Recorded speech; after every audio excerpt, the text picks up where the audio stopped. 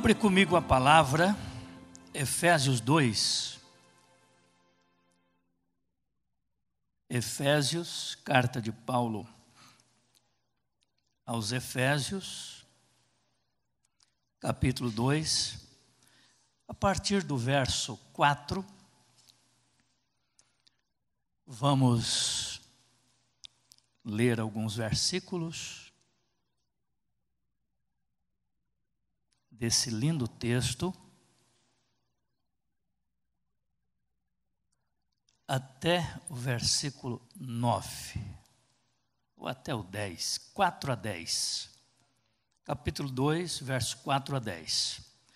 Mas Deus, que é riquíssimo em misericórdia, pelo seu muito amor com que nos amou, estando nós ainda mortos em nossas ofensas, nos vivificou juntamente com Cristo. Pela graça sois salvos.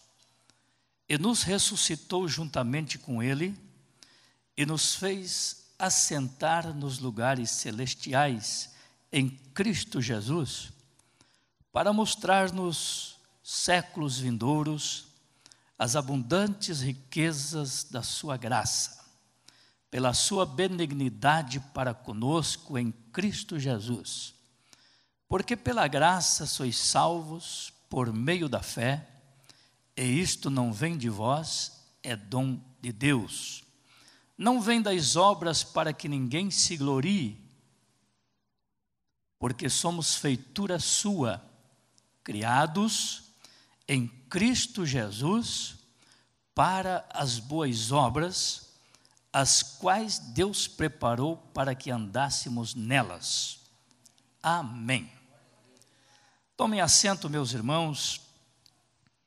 Aqui nós temos diante de nós a riqueza de um texto sagrado, palavras de Paulo, o grande apóstolo dos gentios, que escreveu estas lindas palavras. Eu já disse aqui um dia para os irmãos, e a Bíblia ela fala que toda a Escritura ela é divinamente inspirada por Deus, proveitosa para ensinar, redarguir, corrigir, instruir em justiça o homem e a mulher. Eu muitas vezes lendo o Hebreus, o livro de Hebreus, muitas vezes eu paro, não só Hebreus, mas outros também, mas o que muitas vezes mexe comigo é o livro de Hebreus. E claro, toda a palavra, muitas vezes você está lendo, é Salmo, as mensagens de Davi, e às vezes você tem que parar, às vezes, e chorar em cima da Bíblia. Porque toda ela é divinamente inspirada, proveitosa para ensinar, redarguir, corrigir, instruir em justiça e preparar o homem de Deus, não só o homem de Deus, mas preparar a todos, o ímpio para a salvação e o homem de Deus preparando ele e ela para que eles sejam mais preparados ainda, mais conhecedor, e passa a desfrutar de uma bênção maior da parte de Deus. Oséias falou isso: conheçamos e prossigamos em conhecer ao Senhor. Quanto mais você conhece a Deus, mais confiança você vai ter nele, mais fé você vai ter, certo? Mais apto para viver uma vida pela fé e com fé, desfrutando já aqui de coisas celestiais e desfrutar das futuras, né? Tudo isso é muito importante para o crente. Conhecer esta grandiosidade cada vez mais fundo e mais profundo. Jesus, ele disse aos discípulos: errais em não conhecer as Escrituras e nem o poder de Deus. Então, são duas coisas que é importante o crente mergulhar, aprender, estar aberto para um maior conhecimento. Conhecer as Escrituras, isso é ter um conhecimento teológico razoavelmente correto, equilibrado, moderado. Isso é importante e é bom. Mas aí o poder de Deus, claro que nós sabemos que o avivamento ele vem pela palavra. Mas o poder de Deus, conhecendo pela palavra, vindo o avivamento pela palavra, você vai buscar a Deus. Essa busca por Deus, pela sua presença, pela sua graça, e para que os mistérios de Deus começam a ser desvendados, essa é uma busca mais de oração, de jejum, com leitura, crendo na palavra e recebendo a porção da graça de Deus. Certo? Aí, esse poder, conhecendo as Escrituras e o poder que vem com a oração. Esse poder aqui, ele abre, ele revela, ele visualiza no íntimo do cristão a grandiosidade dos mistérios de Deus. Jeremias, ele está dizendo, Deus pelo ministério dele, clama a mim, responder-te-ei, anunciar-te-ei coisas grandes e firmes que tu não sabes. Esse clamor é uma busca intensa por Deus, é uma caça, não é uma caça a talentos, mas é uma caça pela presença, é uma busca pela presença. E este clamor a Deus, essa conversa com Deus intensa de oração, ele vai trazer ao coração, ao espírito, a grandiosidade das revelações, dos mistérios de Deus. Eu escrevi hoje um diário de um negócio que Deus falou comigo, e eu levei no cartório para reconhecer. Eu via que a moça lia, não entendia, ela foi lá, mostrou para outra, e nesse diário que eu escrevi, eu procurei colocar umas palavras assim mais, não muito assim diretamente, mas um pouco mais assim, branda, já para não assustar, porque eu sabia. Aí eu vi que ela levou para outra, elas leram, olharam, acharam um pouco de graça, mas vi que não entendeu. Me deu vontade de perguntar para a menina, você já leu com a outra, leu sozinha, agora está lendo de novo, vocês estão se batendo, né? Mas isso aqui é um mistério. Mas eu fiquei quieto, porque eu estava com muita pressa, e eu sou conversador, se eu abrir o leque para conversar, eu não paro mais. Então, são coisas que Deus ele traz para a gente, para o nosso interior, para o nosso íntimo, que vai abrindo o conhecimento de coisas, esta que Paulo diz que o olho não viu, e não subiu ao coração do homem, são aquelas que Deus tem preparado ali para os que o temem. Paulo, quando ele foi arrebatado, ele falou destas coisas que o olho não viu, ouvido não ouviu, e não subiu ao coração do homem, são as delícias que o Senhor preparou e que está ali no seu pavilhão oculto, que um dia vai ser tudo visível estas coisas. Mas o que Deus está falando pelo ministério de Jeremias, clama a mim, eu vou te responder coisas grandes e firmes que você ainda não sabe.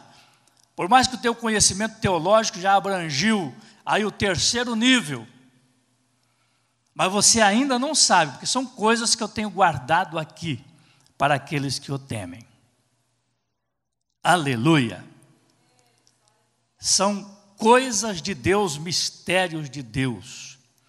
E nessa busca constante, o Senhor vai começar a descortinar. Ele vai começar a enriquecer o espírito, o interior, dentro. Quando nós lemos esse texto, eu fiz questão de ficar um pouco mais a partir do 4, sobre a riqueza de Deus, a misericórdia e o amor, com que Ele alcançou a todos nós. Porque a Bíblia diz que outrora não éramos povo. Nós não era povo de Deus, nós era ímpios. Era um povo estranho, povo sem conhecimento de Deus, povo ímpio. Mas o amor de Deus em Cristo Jesus revelado, Ele nos atraiu e nos salvou. Estando nós ainda, disse Paulo na carta, mortos em nossas ofensas e pecados, Ele nos salvou. Ele nos vivificou, juntamente com Cristo. E por esta graça que nós alcançamos, de graça, a salvação. E no versículo 6, e nos ressuscitou juntamente com Ele. A condição de pecador, outrora no mundo, dava-nos uma condição de mortos diante de Deus. Estávamos mortos nas ofensas e nos pecados. Estávamos mortos. E Ele nos vivificou juntamente com Cristo. Pela graça de Deus fomos salvos. E agora Ele ressuscita a nossa vida espiritual que estava morta.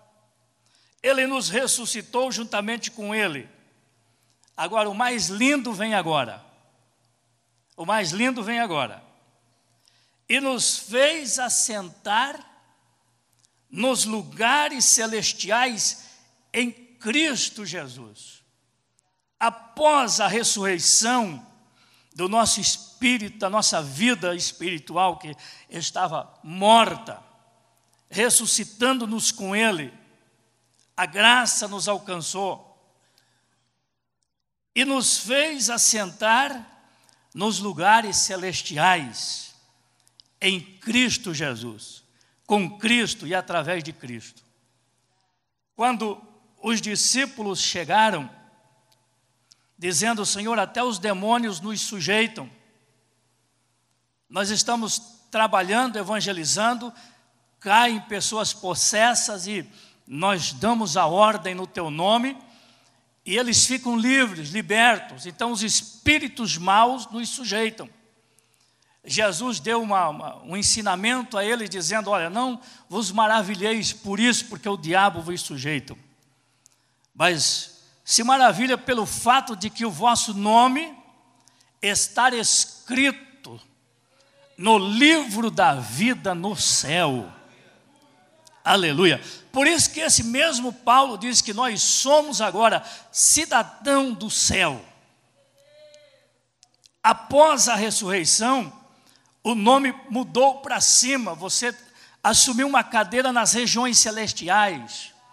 Outrora, a morte que o pecado gerou na humanidade, no ser humano, e outrora na nossa vida, nós tínhamos apenas o nosso nome ali no cartório.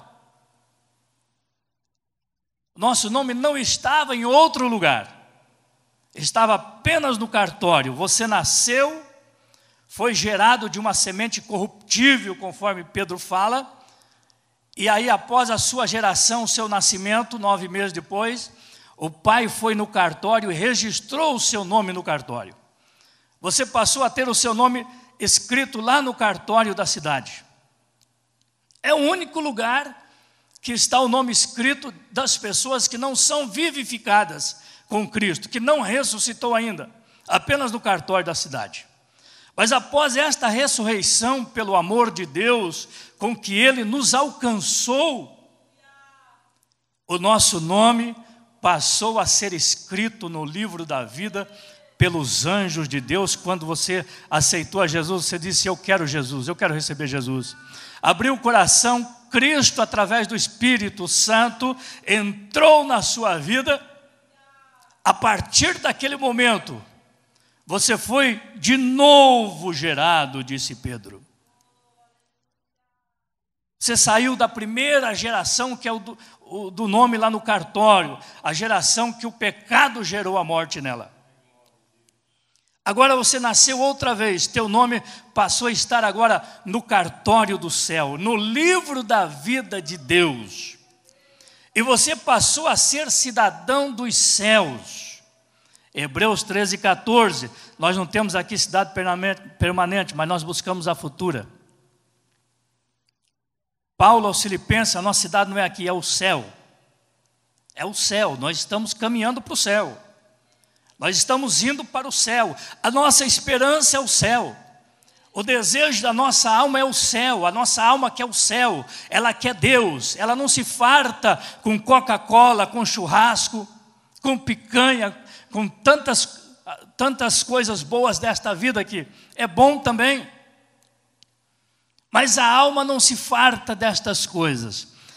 Ela se farta com a palavra de Deus. Ela se enche com o céu, com a presença de Deus. Quando você se coloca diante dele para buscar a Deus, para adorar a Deus, para louvar a Deus, para consagrar o teu corpo a Deus, oferecendo em sacrifício a Deus, aí a alma se farta, porque ela se alegra com a presença do divino, que nos criou a sua imagem e semelhança. Agora, ele afirma, Paulo afirma, e ele foi um grande conhecedor, ele começou a ter experiência com Jesus, quando ele vinha perseguir a igreja em Jerusalém. Jesus aparece para ele numa luz, ele cai no chão. Quando ele cai no chão, ele brada dizendo: quem és tu, Senhor? E do meio daquela glória, daquela luz, sai a voz dizendo: eu sou Jesus a quem tu persegues. Duro é para ti recalcitrar contra os agrilhões. A partir daquele momento, Paulo começou a ter experiência com Jesus, com Deus. Ele foi para a oração, já era um grande conhecedor da lei.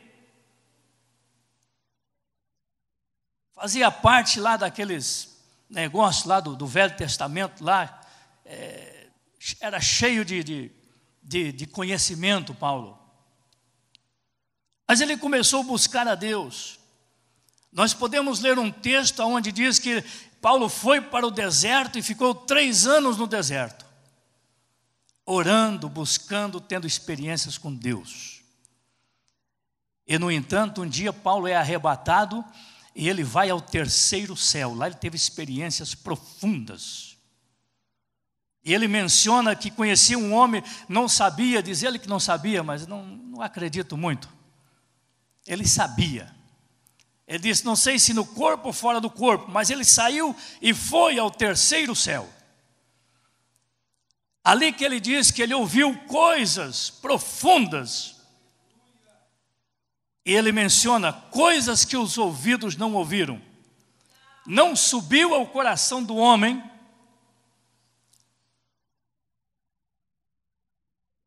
Olhos não viram. Ele esteve lá. E lá ele conheceu. Aleluia. Lá ele teve a experiência. E aí ele menciona dizendo que o Espírito penetra as profundezas de Deus e também as profundezas do homem.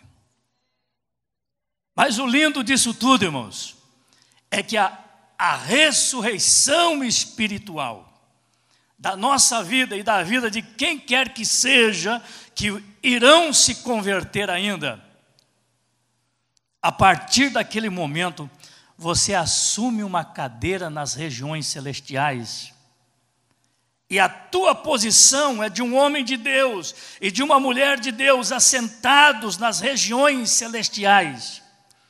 E o propósito divino pela revelação da palavra e a revelação do Espírito é para que conheçamos o que está ali dentro, no outro lado da vida. E isso Deus permite pela revelação do seu Espírito. Moisés, ele rejeitou ser chamado filho da filha de Faraó, do que por um pouco de tempo ter o gozo do pecado, lá participando de todas as regalias do palácio, os tesouros do Egito. Ele rejeitou tudo. E a Bíblia diz que ele não temeu. O texto finaliza dizendo que Moisés não temeu a ira do rei, mas ele ficou firme como vendo o invisível. Esse negócio aqui, o invisível, alguém diz que é a terra prometida, mas eu não sei, pode ser que seja. O propósito divino era levar Israel, através de Moisés, à terra prometida. Mas aqui o escritor está falando de coisas espirituais.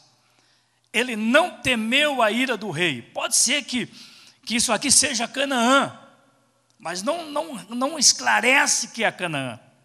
O sentido aqui do escritor aos Hebreus dá-me a entender, e eu tenho um sentimento, que ele está vendo o invisível, o futuro, porque o Deus da eternidade já se revelava a Moisés, já falava com ele, ele vinha do alto, ele subiu no monte, lá ele recebe de Deus os 10 mandamentos, escreve na tábua.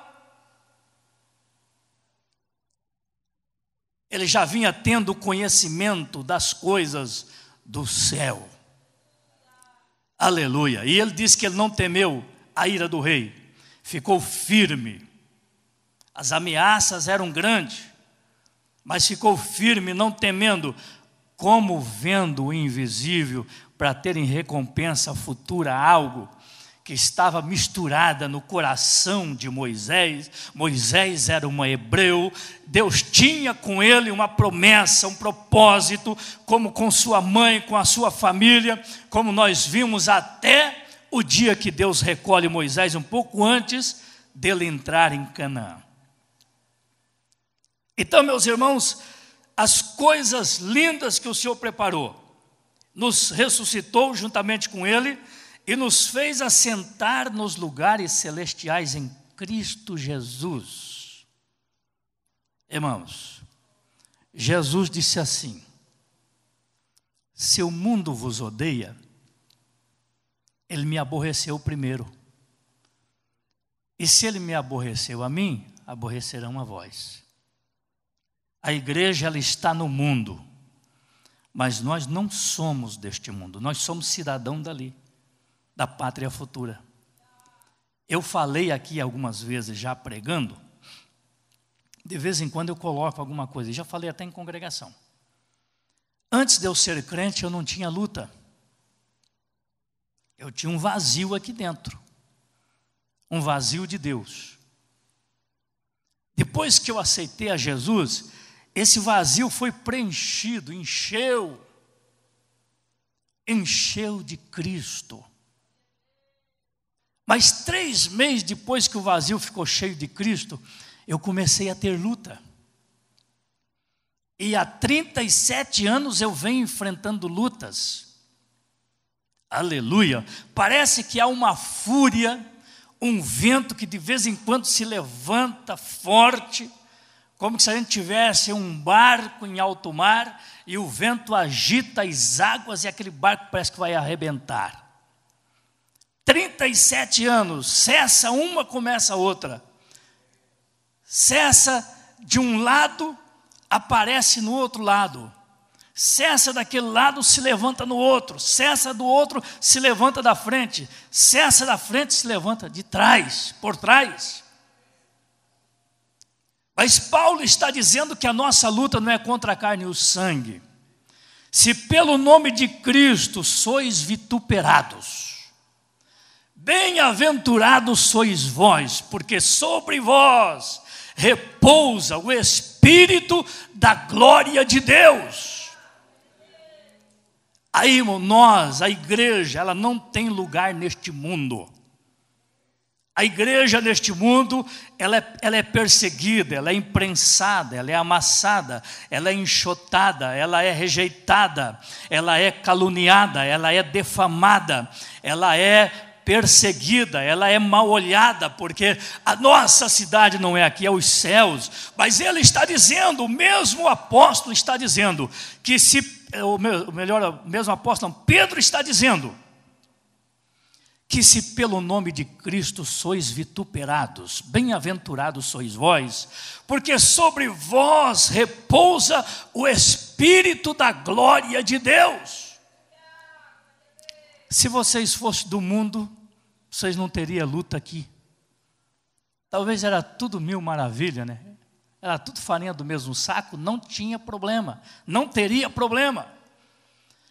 Mas acontece que a igreja, ela foi comprada, ela foi de novo gerada, conforme as palavras de Pedro, não agora mais da semente incorruptível da primeira geração, mas de uma semente incorruptível da palavra de Deus. Ela foi gerada outra vez, espiritualmente falando, e o Espírito da glória, ele veio sobre mim, ele veio sobre você, e você será vituperado inúmeras vezes, até a hora do arrebatamento. Mas ele está dizendo, bem-aventurados sois vós, porque sobre vós repousa o Espírito da glória de Deus. Irmãos, e repousa mesmo, e o diabo sabe disso. Um dia, eu estava no centro de Joinville, eu era pastor em Garuva. Veio uma pessoa pela calçada, quando se deparou de mim, se entortou tudo e caiu endemoniado na calçada, no centro de Joinville. Se deparou comigo, se torceu tudo e caiu. O diabo sabe, ele viu em mim uma luz, ele viu em mim o Espírito da glória que repousa. O dia eu estava passando de carro, com o vidro aberto, e eu parei na esquina para mim entrar. Uma pessoa ia passando de bicicleta, se entortou, olhou para mim, se entortou tudo e caiu. Caiu endemoniado no meio da rua. Sobre nós repousa o Espírito da glória, e o espírito imundo, ele vê, ele sabe, e há um choque, há um impacto no encontro. Aleluia! Bendito seja o nome do Senhor. Então, meus irmãos, nós estamos assentados em regiões celestiais, nas regiões celestiais, para ver o que está lá dentro. Moisés ficou firme porque ele estava vendo o invisível.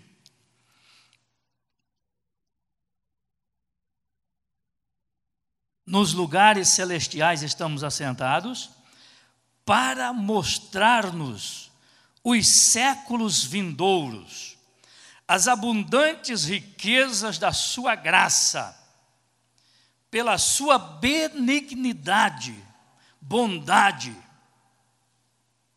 misericórdia, para conosco em Cristo Jesus, porque pela graça sois salvos, por meio da fé.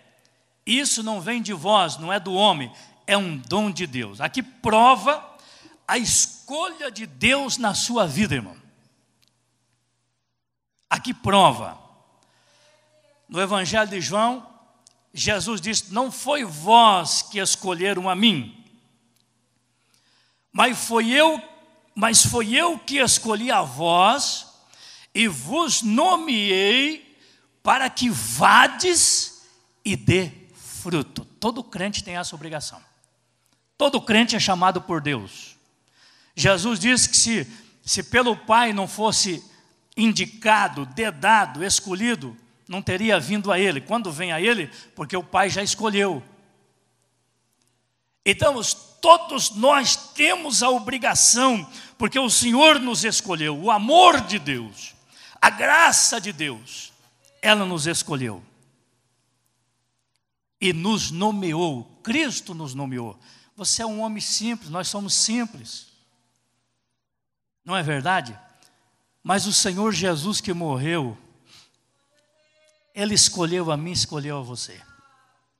E além dele escolher, colocar o nome no céu, e nas regiões celestiais assentados, para mostrar o que está no futuro da eternidade. A revelação da palavra e do Espírito mostra para nós o que é o céu, o que está no céu, o que nós vamos fazer no céu. E o Espírito que era do céu e estava no céu, ele veio para a terra e está na terra com a igreja. E ele vai ficar até o arrebatamento, que é o Espírito Santo. E se ele veio do céu, ele estava com Deus no princípio, estava com o Senhor. Ele veio para a terra, ele veio para a igreja no dia de Pentecoste. Aí ele traz a revelação para mostrar-nos as abundantes riquezas do futuro da eternidade. Isso aqui é a revelação que vem sobre nós, pela palavra e pelo Espírito Santo. Porque como que nós vamos ver o céu por dentro? Primeiro pela palavra, e depois o que nos fortalece, uma empolgação de uma graça que flui no nosso interior do Espírito Santo que veio do céu. Paulo disse, eu já citei aqui, que o Espírito de Deus, ele penetra as profundezas de Deus e penetra as profundezas do homem, da mulher, do seu coração, da sua vida. Aí, pelo conhecimento teológico da palavra, ele traz a revelação do futuro da eternidade, do que está dentro, do que nos espera lá após a morte, a ressurreição e o arrebatamento da igreja. Para mostrar-nos as abundantes riquezas da sua graça. Pela graça sois salvos, por meio da fé. Isso não vem do homem, irmão. Quanta gente ruim que não valia nada se converteu. Hoje é salvo, é pregador, é uma bênção. Quanta gente boa que morreu sem Jesus e na idolatria. Foram para onde? Não cabe nós julgar, nós não podemos fazer julgamento. Pelos frutos conhecereis a árvore, né? Não é isso? Mas quem morre sem Jesus? Será que vai herdar isso aqui? Ô pastor, mas era bonzinho demais. Era boazinha aquela pessoa. Era uma pessoa rica de bondade, mas aqui está dizendo que obras não salva. Somos salvos pela graça, por meio da fé. E isso não vem de vós, é um dom de Deus, mas você creu. A salvação, a benignidade de Deus te alcançou e te gerou de novo. Por uma semente bíblica da palavra de Deus incorruptível. Aleluia. Então ninguém vai para o céu por bondade. Nicodemos procurou Jesus de noite e disse assim: olha, mestre, sabemos que tu é o Cristo vindo da parte de Deus, porque ninguém pode fazer os sinais que tu faz. E ali começou uma evangelização. Mas Jesus fala duas coisas ali. Quando Jesus estava falando com ele da salvação, Jesus disse: se tu não nascer de novo, tu não pode ver o reino de Deus. Continuando o assunto com aquele mestre em Israel, aquele líder, aquele cidadão importante, Jesus fala a segunda coisa: se você não nascer da água e do Espírito, você não pode entrar.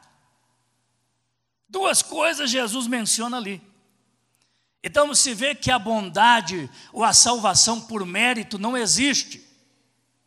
Não existe. A salvação é pela graça, por meio da fé. Isso não vem de vós, é um dom de Deus, é uma bondade de Deus, é uma misericórdia de Deus. No texto aqui dá para nós entender todos estes mistérios. Nicodemos, se tu não nascer de novo da água e do Espírito, tu não pode entrar no reino de Deus, Nicodemos. E depois, se tu não nascer de novo, não pode entrar não nascer da água e do Espírito não pode ver, ou vice-versa. Não pode ver. Então mostra-se, revela-se que a bondade ou o mérito não salva ninguém. A salvação é pela graça. É dom de Deus, por meio da fé. E ele está afirmando, não vem de vós. Irmão, aquele dia Paulo recebe a salvação no caminho de Damasco. Ele recebeu a salvação aquele dia de uma forma muito impactante. Nós temos outra revelação nesta área, que o Cornélio, ele jejuava, ele dava esmola, ele dava oferta, ele dava o dízimo, mas ele não era salvo. E ele estava jejuando. Um anjo aparece para Cornélio. E o anjo fala com ele. E o anjo manda buscar Pedro. E Pedro vem e começa a anunciar a Cristo, o Evangelho, falar da salvação. E toda aquela família foi salva e o Espírito Santo desceu sobre eles. Eles alcançaram a promessa da salvação. Mas o Cornélio ele jejuava, ele orava, ele dava esmola, ele cumpria a lei. Mas ele ainda não era salvo, ele precisava receber Jesus como Salvador. E interessante, irmão, o anjo não teve como pregar para Cornélio, porque os anjos não têm autorização de pregar para ninguém. A Bíblia diz que eles atentaram para isso, mas a eles não lhes foi dado a autoridade, a autorização, a permissão deles pregar o Evangelho. Aí o anjo manda Cornélio, o anjo diz para Cornélio mandar chamar Pedro, que Pedro viria e informaria tudo a ele e a sua casa com relação à salvação. Aí Pedro veio. Então o anjo não é autorizado a pregar. Jesus disse, eu escolhi a vós, eu vos nomeei, para que vades e dê fruto. A autorização, a ordem, a incumbência de ir e pregar e falar para as pessoas do amor de Deus, não é anjos, é você, é eu, é nós, é a igreja. Esta obrigação está posta sobre os ombros da igreja. Anjos não podem pregar. Hebreus 1:14 está dizendo, porventura não são todos eles espíritos ministradores, que ministram em favor daqueles que hão de herdar a salvação? Eles podem ministrar, eles são ministradores. Eles trabalham, eles lutam, eles protegem. Está escrito que ele é o anjo da guarda, que acampa-se ao redor dos que o temem. Aqueles com quem Deus tem um plano de salvação, que às vezes o diabo tenta matar, o anjo vai lá e livra, porque está no projeto divino para a salvação. Vai chegar o momento que Deus vai salvar, Deus vai enviar alguém, vai pregar para aquela pessoa e ele vai ser salvo, mas o anjo não pode pregar. Mas os anjos eles têm uma missão na terra. Eles têm uma missão muito grande na terra, de ministrar a teu favor. Alguém pode dizer, mas pastor, será que eu tenho um anjo? Tem. Eu estava meditando numa coisa, duas coisas eu estava meditando hoje, finalzinho da tarde. Quando o Asaf, ele começou a fazer aquela nominata e a dizer que ele tinha inveja dos ímpios, por causa da prosperidade, ele diz assim, Senhor, os ímpios estão toda a vida em segurança, nem na morte eles não tremem. Eles erguem a boca até o céu, falando arrogantemente, e a língua deles percorre toda a terra falando mal. E eles estão sempre em segurança. E aí o Asaf diz assim, de que me serve eu purificar o meu coração? Toda manhã sou afligido, sofro, pago o preço. Não me serve nada. E se eu falasse isso à minha geração, eles ficariam ofendidos.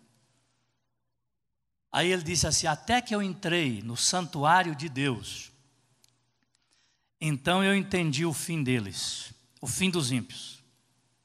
Eles prosperavam, tinham riqueza, parece que ia tudo bem. Aí Asaf entendeu o fim deles, que os seus caminhos eram escorregadios.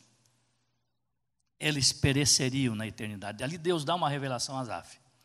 E quando Davi, no Salmo 139, o salmista, ele ali conversando com Deus, ele diz: Senhor, os teus olhos viram o meu corpo quando era uma substância ainda informe.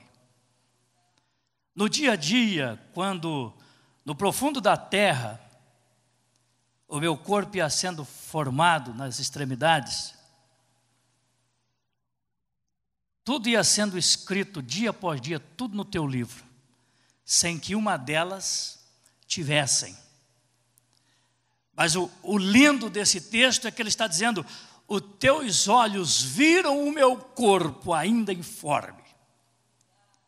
Aleluia, ainda informe. O corpo dele estava sendo formado no ventre, dia após dia. Tudo estava sendo escrito no livro, conforme ele ia sendo formado. Interessante como o Deus da eternidade vê as coisas. Então, irmãos, você é um filho e uma filha, você é salvo pela graça, você está sentado nas regiões celestiais para ver o que está lá dentro. Você sabe que o céu é glorioso. O céu nós vamos, o céu é o nosso destino. Nós vamos sair de Sara um dia. E o nosso destino é ali, é logo ali, além das estrelas, aonde mora o Senhor. Paulo diz que enquanto nós estivermos no corpo, nós estamos ausentes de Jesus, que Jesus está no trono. Ele fala disso. Mas a hora que sairmos do corpo, iremos para perto do Senhor, porque nós vivemos por fé e não por vista. Como disse Moisés, como vendo o invisível. Rejeitou tudo, trocou tudo, porque ele estava vendo o invisível. Estava vendo através de um sentimento espiritual que mexia e trabalhava o coração de Moisés. Assim Deus trabalha conosco. Ficamos em pé para nós orar. Meus irmãos, nós precisamos continuar honrando a Deus, adorando a Deus, servindo a Deus. Deus não se esqueceu de você.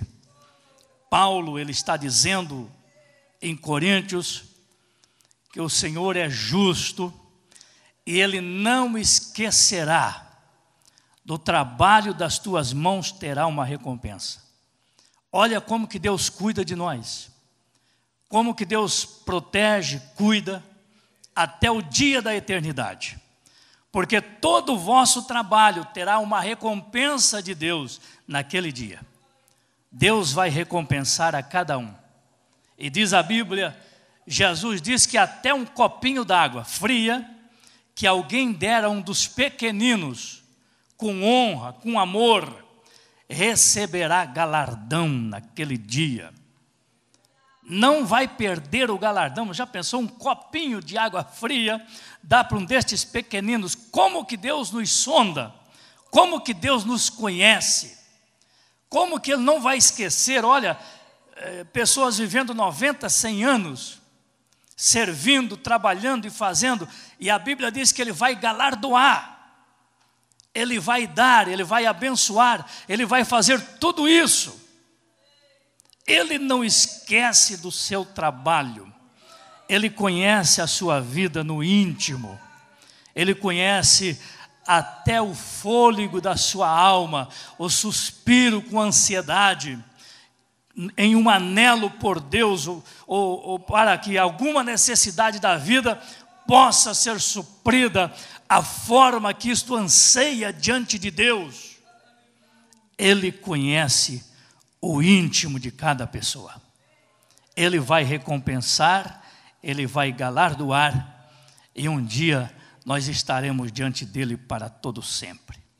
Hoje nós só estamos assentados nas regiões celestiais, mas um dia nós vamos sair daqui, vamos estar para sempre nas regiões celestiais. é outra história, é outra dimensão. Tudo vai mudar. E aí as primeiras coisas ficaram para trás.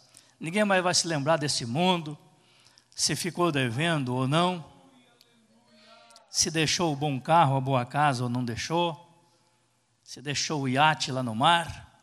Ninguém mais vai se lembrar disso. Ali é um gozo tão grande que ninguém vai se lembrar mais de nada. A própria dimensão espiritual de glória, dentro de um estágio de glória que o Senhor preparou ali, irmãos, não vai permitir que a consciência, que a mente, ela volte atrás para se lembrar deste mundo. Tudo vai ficar entregue, creio que vai ficar entregue ao esquecimento. Você já pensou se lá no céu tivesse sentimento de dor, de culpa, de tristeza? Nós ia para lá e ia ficar sofrendo lá, mas chega o sofrimento aqui. Nem chegava lá. Então lá não terá sentimento de culpa, de tristeza, não. Lá é uma dimensão diferente, é um estágio diferente. O que Deus preparou para você, meu irmão. Pastor, mas a luta aqui está grande. Mas Ele não dá luta maior do que você possa vencer, você vai conseguir carregar. Tem anjos à tua disposição. Tem anjos que ministram a teu favor até você chegar no céu. Só se você não quiser. Só se você parar, não quiser, desanimar, descrer, virar as costas para Deus, aí muda de figura. Mas se você permanecer firme, o Senhor vai naquele dia enxugar dos teus olhos toda lágrima. Toda lágrima, toda lágrima, o Senhor vai enxugar. A Bíblia diz que é o Senhor que vai enxugar toda lágrima. Toda lágrima que você, nesta vida, você chorou, você derramou, Ele vai enxugar ali. É o Senhor que vai enxugar.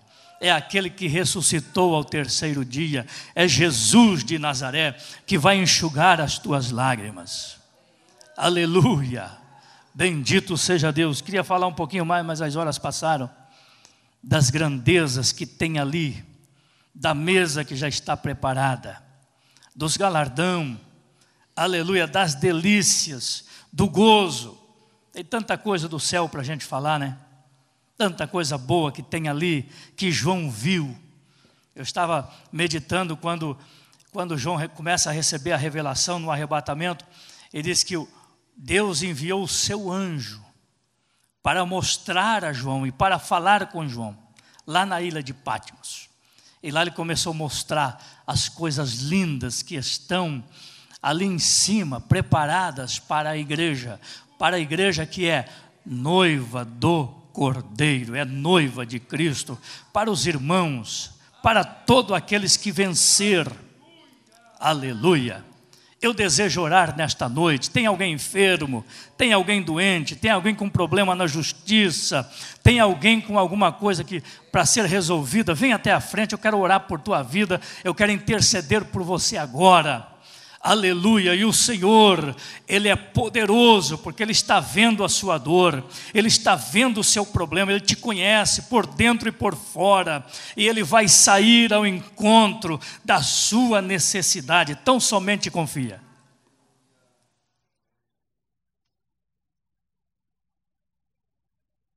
Temos aqui um pedido de oração para a Alba Esmeraldina, que se encontra na UTI. Vamos orar por essas pessoas, irmão? Para Jesus não ter misericórdia dessas vidas, não deixarem elas partirem para o outro lado de qualquer maneira, para o Senhor dar uma chance. Talvez é salvo, a gente não sabe, mas talvez não é salvo. Vamos apresentar a Deus estas vidas. Jesus diz que tudo é possível ao que crer. Oremos, nosso Deus e Pai. Oramos neste momento por Alba e Esmeraldina, que se encontra na UTI. Venha ao encontro destas vidas, Senhor. Eu apresento estas duas almas, essas duas vidas a Ti. Tu conheces, Senhor, dá uma oportunidade se não são salvos. E se for salvo também, tu podes curar. Elas devem ter família, Senhor. Entra com providência. Nós apresentamos aos céus agora. Aqui à frente do altar estão os nossos irmãos, Senhor, pedindo a bênção de Deus, pedindo a cura de Deus. Entra com providência neste momento. Senhor, tu conheces as causas, tu é poderoso para sanar, para resolver, estendendo as tuas mãos, trazendo a libertação, a cura, o alívio, a paz, a alegria aos corações. A tua palavra diz, Senhor, que tu és a nossa força, e sendo a nossa força, nós estamos crendo que tu está conosco, para nós rompermos as barreiras, atravessar as dificuldades e caminhar livremente na tua presença até o dia da eternidade. É a nossa oração, ó Deus, é o nosso pedido neste momento, Pai. Em nome de Jesus oramos e determinamos a vitória para a glória do teu santo nome, ó Deus. Em nome de Jesus, em nome de Jesus. Amém.